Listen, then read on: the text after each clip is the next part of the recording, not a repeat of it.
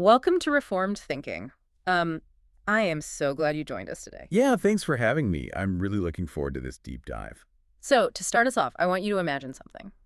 Picture the highest Supreme Court in your country. Okay, I have got it. Now, imagine that this court decides to convene at like 2 in the morning, and they do it on Christmas Eve. Right, which would never happen. Never. And instead of the official courthouse, they meet secretly in the Chief Justice's private living room. Oh, wow. And to make it worse, they are actively bribing people to take the witness stand and lie. All of this to secure a predetermined death penalty against a totally innocent person. That is just a staggering visual. But, I mean, that is the reality of the text we are looking at today. It really is.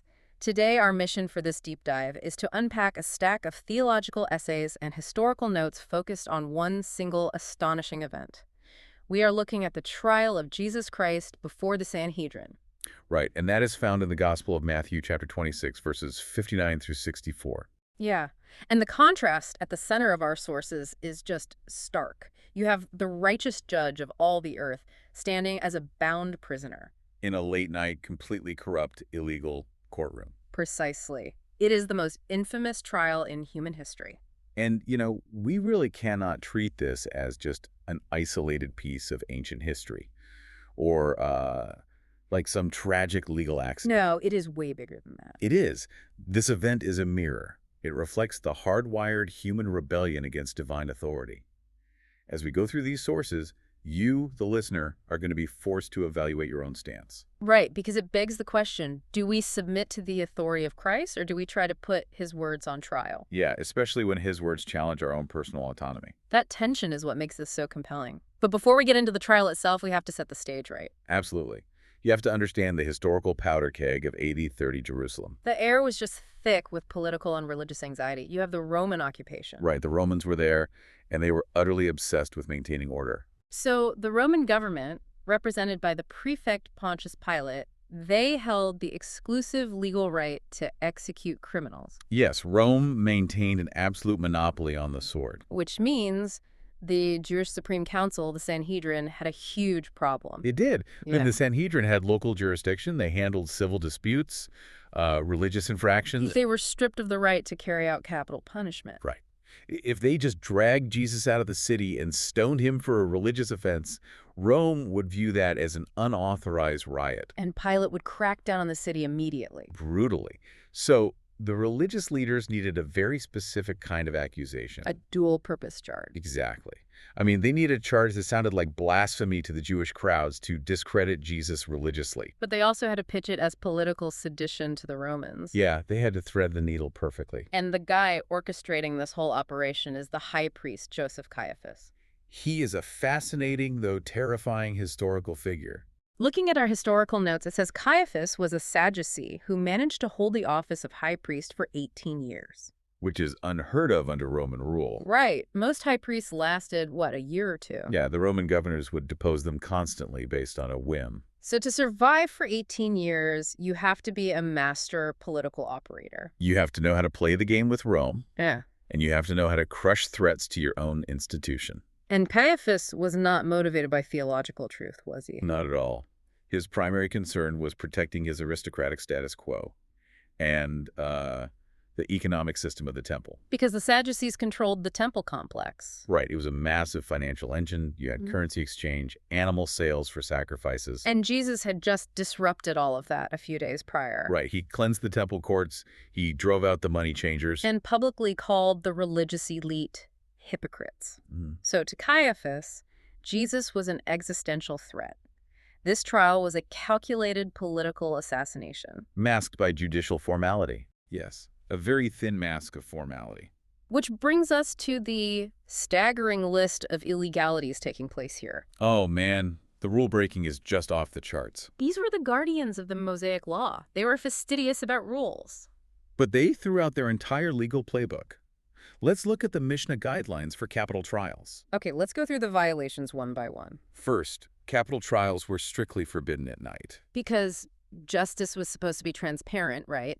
Administered in the light of day. Yes, to prevent secretive mob justice. Second, they were forbidden during major religious festivals. And this is happening during Passover. The holiest season on their calendar. It was supposed to be a time to remember God's deliverance. Not a time to execute prisoners. No. Third, the location was totally wrong. It was supposed to be in the official Hall of Hewn Stones, right? Yes, within the temple precinct. That was the authorized place of judgment. But they are meeting in the high priest's private residence. It turns a Supreme Court hearing into a shady basement interrogation. It completely delegitimizes everything. And there was a rule about deliberation, too, wasn't there? Yeah. If they actually reached a guilty verdict in a capital case, the law required a mandatory night of fasting and deliberation. Before the sentence could be finalized. Right. The judges were supposed to go home in pairs, abstain from wine, and see if they could find any argument for an acquittal. But they ignored that completely in their rush to eliminate him. They threw it all out the window. It is just massive hypocrisy. I mean, these are men who would debate the tiny details of Sabbath law for hours. Right, the ultimate rule keepers. But the moment their human systems feel threatened by absolute holiness, they abandon their own ethical standards. When human institutions feel cornered, they will trample their own laws to maintain control. It really exposes the moral bankruptcy of their religious system. It does. But because the trial was illegal and the verdict was predetermined, they ran into a huge problem. They lacked actual evidence. Right. They have the courtroom, they have the judge, they have the prisoner. But no crime. Exactly. I mean, that is the crux of the issue. They needed a crime. And the grammar Matthew uses here to describe this hunt for evidence is fascinating. Yes, let's look at the specific Greek words in verse 59. Matthew says they were seeking false testimony, but it is not just a casual search. No, the verb is ezatun. It is an imperfect, active indicative. Which means it was a continuous, frantic, ongoing hunt. Right. Picture these men running through the dark streets of Jerusalem in the middle of the night. Knocking on doors, trying to find anybody willing to take the stand. And the word used for what they are seeking is pseudo-martyrion. Literally perjury. Fabricated testimony. They were actively soliciting liars. Think about the irony here. These are the men tasked with upholding the Ten Commandments. And the ninth commandment is, do not bear false witness. Yet they are actively paying people to fabricate a capital charge. They are breaking the moral law of God to preserve their religious authority. But initially it doesn't even work. No, it is a mess. Biblical law required the consistent testimony of 2 witnesses. And our sources show that many false witnesses came forward, but their stories contradicted each other. Even in a rigged court, the lies were just too sloppy. Until, finally, 2 people step forward with a charge the council thinks they can use. Right. They claim Jesus said, I am able to destroy the temple of God. We need to unpack this linguistic twist because they took something Jesus actually said and weaponized it. Yes, in John chapter 2, verse 19, Jesus used a metaphor. He said, destroy this temple, and in 3 days I will raise it up.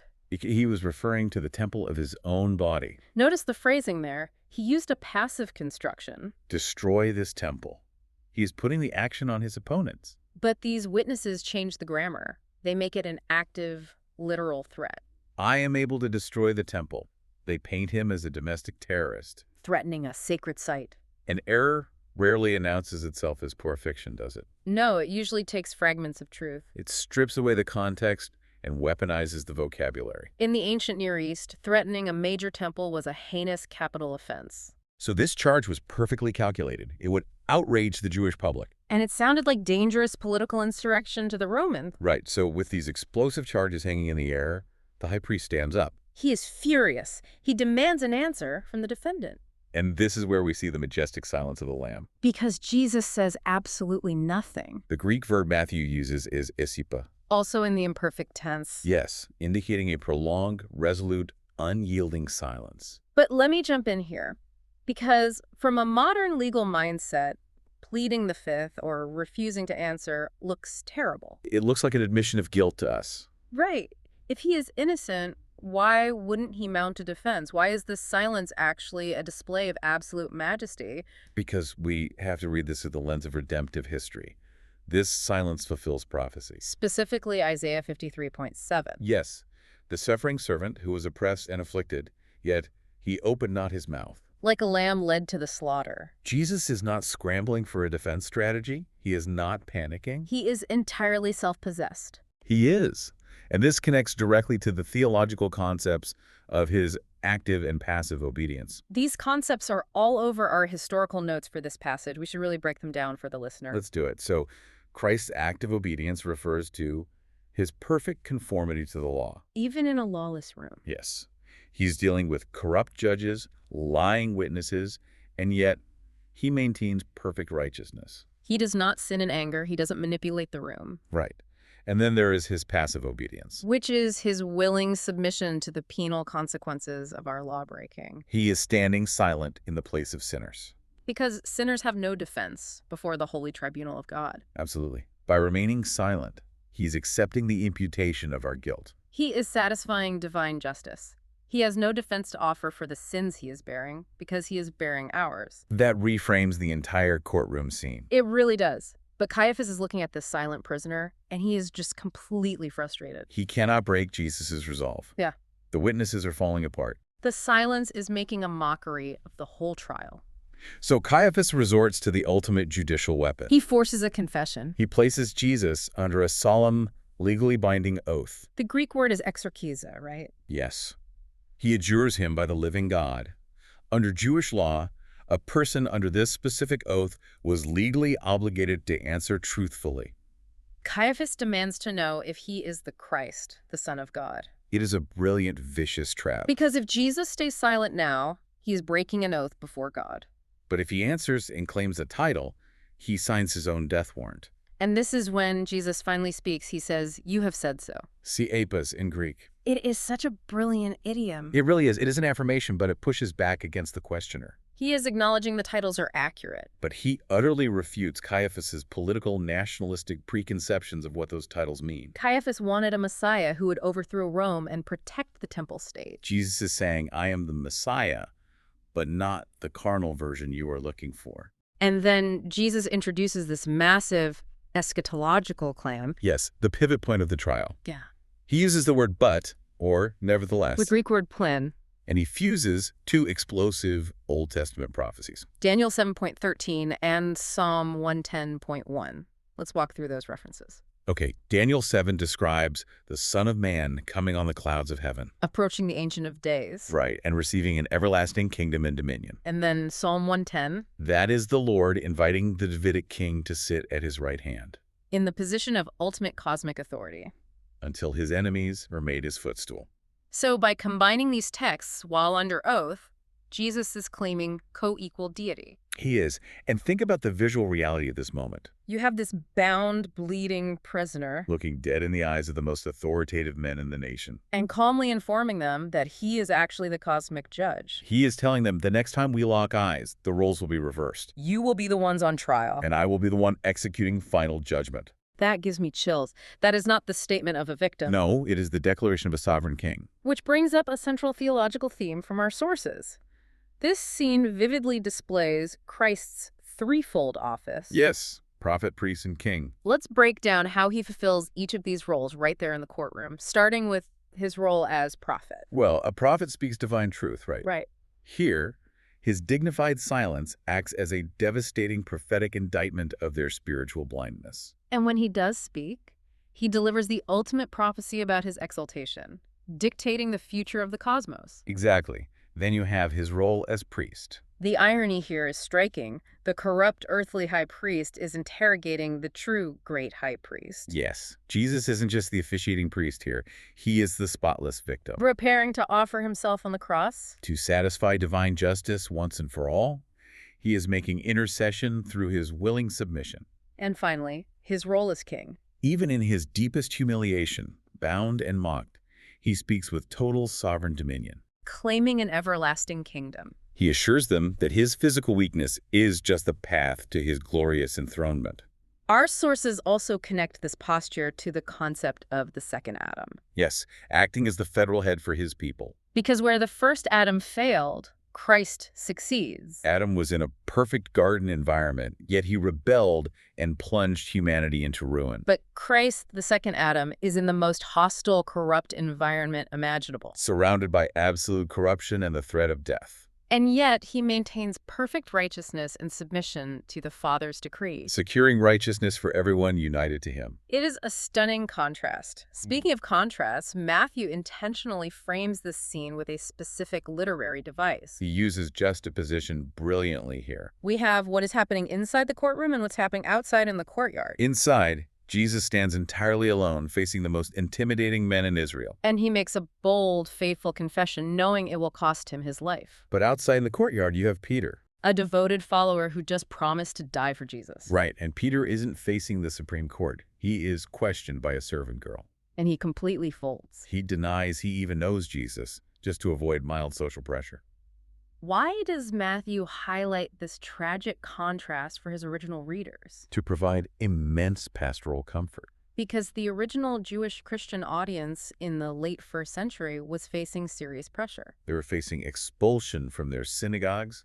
They were dealing with severe social alienation. And their unbelieving neighbors were making a very tough intellectual argument against them. They were saying, if Jesus was truly the Messiah, the official Sanhedrin would never have rejected him. It is an appeal to authority. If your theology is true, why do all the cultural elites reject it? Right. That kind of argument carries a lot of psychological weight. So Matthew includes this detailed account of the trial to prove a point. To prove that the Sanhedrin was apostate and lawless. Their official rejection did not invalidate Jesus' credentials. It actually confirmed the prophetic pattern. Like in Psalm 118, right? The builders would... Matthew was showing his readers that these leaders were acting just like the wicked kings of the past who persecuted the true prophets. Which provided massive spiritual comfort to the early believers. It showed them that standing with the rejected Christ put them on the right side of redemptive history. And those same dynamics are still playing out in our culture today. Oh, without a doubt. Because the human impulse for self-justification hasn't changed. Caiaphas and the council were driven by pragmatism. They chose what worked to preserve their institution over submitting to divine truth. And we see that same kind of pragmatic, seeker-sensitive religion today. We do. Modern humanity constantly tries to put Jesus on trial. We try to sanitize him. We want a therapeutic Jesus who agrees with our subjective politics or our personal comfort. We want the moral teacher, but we strip away the absolute claims of his deity. And his role as the final judge, because the final judge demands unconditional surrender. And the unregenerate mind hates that. It really does. So when you, the listener, are facing false accusations or marginalization for holding to biblical truth, how does Christ's posture here offer a blueprint for endurance? It calls us to emulate his dignified restraint. Because our natural fleshly impulse is defensive anger. Or panic self-defense. Or launching a PR campaign to clear our name. But Jesus shows us a different way. We don't need to rely on carnal anger. We can rest knowing our vindication is secure before the heavenly throne. We can entrust our reputation to the Father. Just as Christ did. Which brings us to the ultimate cosmic irony of Matthew 26. The Sanhedrin thought they were so incredibly smart. They thought they were neutralizing a threat and saving their religious system. In reality, they were simply instruments fulfilling the sovereign decree of the Father. They were freely making wicked choices, but God used their wickedness to deliver the lamb to the slaughter. To secure redemption for his people. They orchestrated salvation without even knowing it. It is an amazing display of God's providence over human evil. It really is. As we wrap up this deep dive, we want to leave you with a final provocative thought to hull over. Yes. This passage makes it clear that neutrality is impossible. The age of Christ's patience is temporary. The silent prisoner of Caiaphas's court is rapidly approaching on the clouds of heaven. As the supreme judge of the living and the dead. So what does that mean for the areas of your life where you are still trying to act as the judge of his word? The earthly gavel is going to be shattered by a heavenly one. We do not get to call court into session and interrogate God.